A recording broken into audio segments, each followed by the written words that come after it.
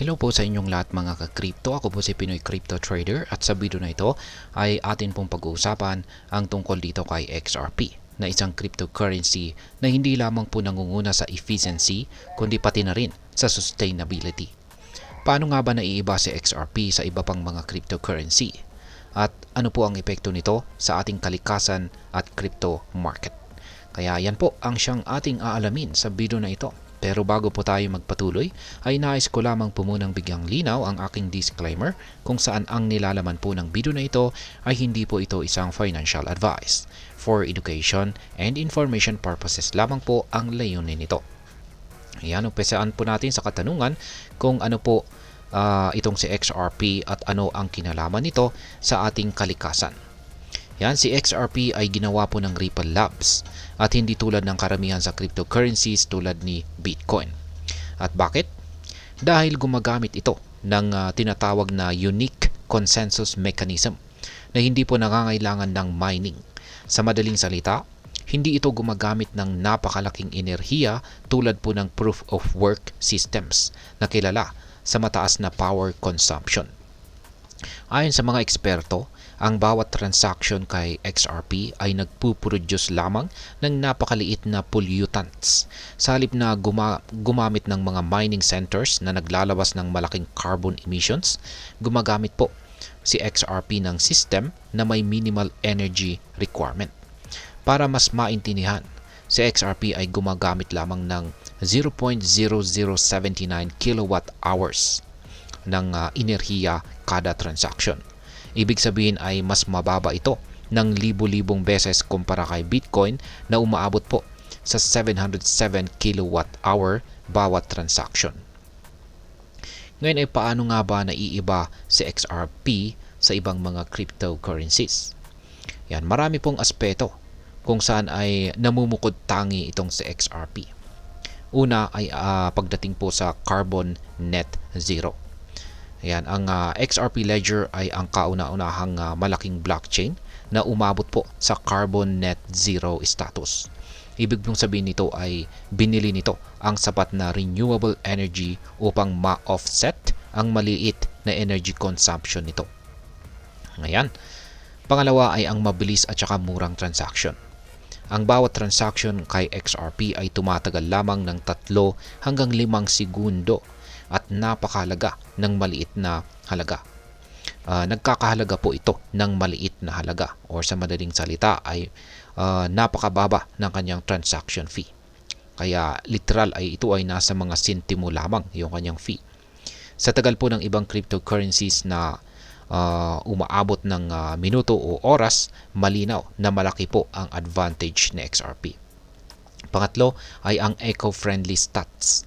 Ayon po sa TRG Data Centers, si XRP ang pangalawang pinaka-eco-friendly na cryptocurrency, kasunod po ng IOTA. Kung ikukumpara si Bitcoin, kung ikukumpara po natin ang Bitcoin mining network, ito ay gumagamit po ng napakalaking enerhiya. Nakatumbas po ng pagsunog ng 84 billion pounds ng coal sa pagitan po ng taong 2020 at saka 2021. Kaya ayan. Ngayon ay ano naman po ang epekto ng malaking power consumption sa ating mundo? Ang traditional na mining systems ng cryptocurrency tulad ni Bitcoin ay malaki po ang impact sa ating kalikasan. Ayon po sa International Monetary Fund noong taong 2022, ang crypto mining at saka AI data centers ay umabot po sa 2% ng global electricity demand.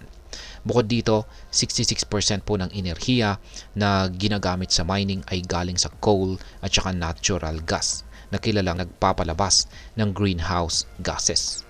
At ang resulta, mas matindi ang global warming.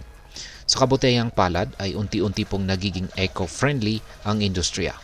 Halimbawa, si Ethereum ay nag-shift na po mula sa proof of work patungo sa proof of stake system, kung saan ay nagbawas po ng halos 100% ng energy consumption nito. Ngayon ay ano naman po ang future ni XRP? Ayon po sa mga eksperto, si XRP ay may malaking potensyal na baguhin ang pananaw ng industriya sa paggamit po ng cryptocurrencies. Bukod po sa pagiging efficient, ang pagiging eco-friendly nito ay tumutugon sa global push para sa sustainability. Kaya meron po tayong mga ilang highlights kay XRP tungkol dito. Yan, meron po siyang minimal energy use kahit na mag-scale ang network. Maliban po rito ay hindi po nangangailangan ng mining. Kaya walang malalaking mining facilities na magdudulot ng polusyon. At ang panghuli ay suportado po ito ng mga environmental initiatives na naglalayong magbawas ng carbon emissions. Ngayon ay ano naman po ang maaring maging epekto nito para sa atin bilang mga Pinoy crypto traders or investors, lalong-lalo na sa mga interesado kay XRP.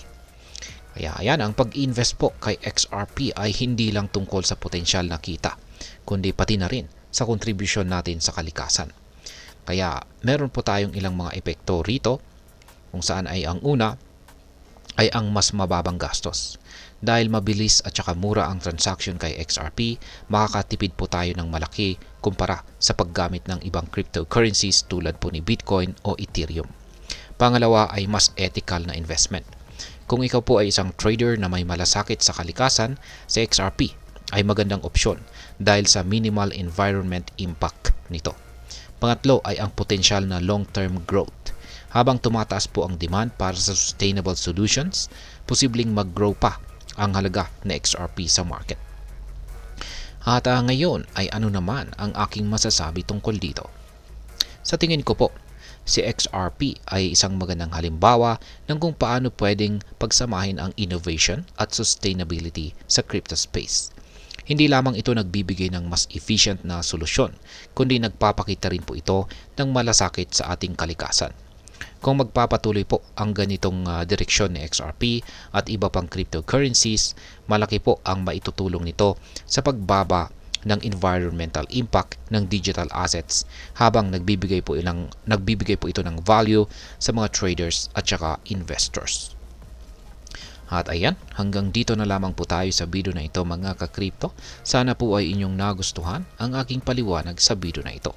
Kung inyo po itong nagustuhan, pakiclick lamang po ang like button nito. Marami pong salamat sa panonood. Ingat po tayo lagi at God bless po sa ating lahat.